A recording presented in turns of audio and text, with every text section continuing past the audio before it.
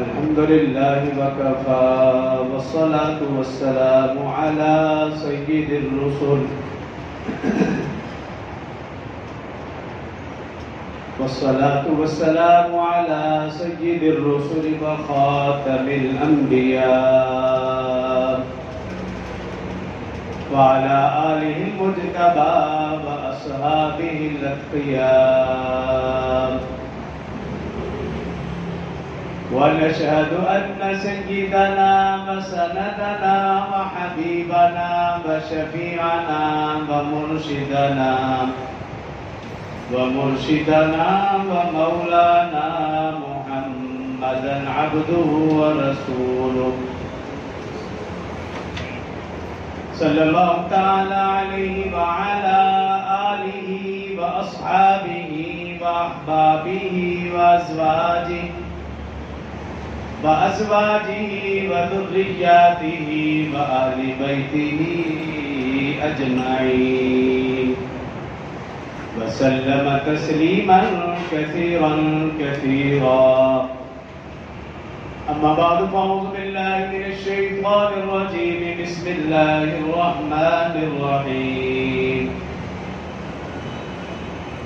ولقد آتينا إبراهيم رشده من قبل وكنا به عالمين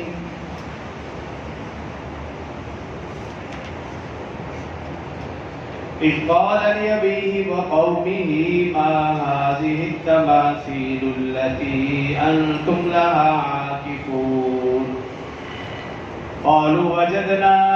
آباءنا لها عابدين قال لقد كنتم أنتم وآباؤكم في ضلال مبين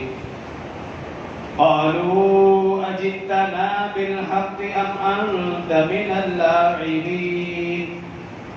قال بل ربكم رب السماوات والأرض الذي فطرهن وأنا على ذلكم من الشاهدين وتالله لأكيدن أصنامكم بعد أن تولوا مدبرين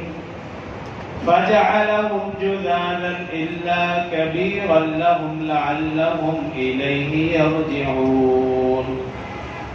قالوا من فعل هذا بآلهتنا إنه لمن الظالمين قالوا سمعنا فتى يذكرهم يقال له إبراهيم قالوا فأتوا به على أعين الناس لعلهم يشهدون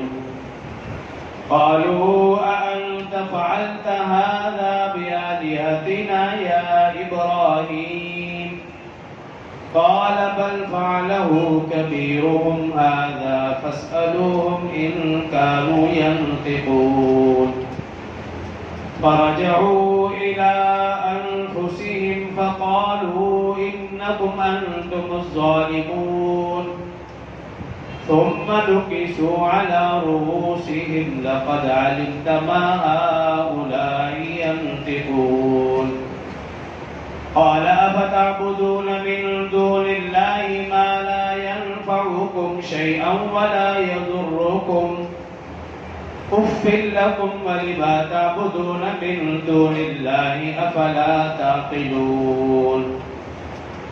قالوا هرقوه وانصروا آلهتكم إن كنتم فاعلين قلنا يا نار كوني بردا وسلاما على إبراهيم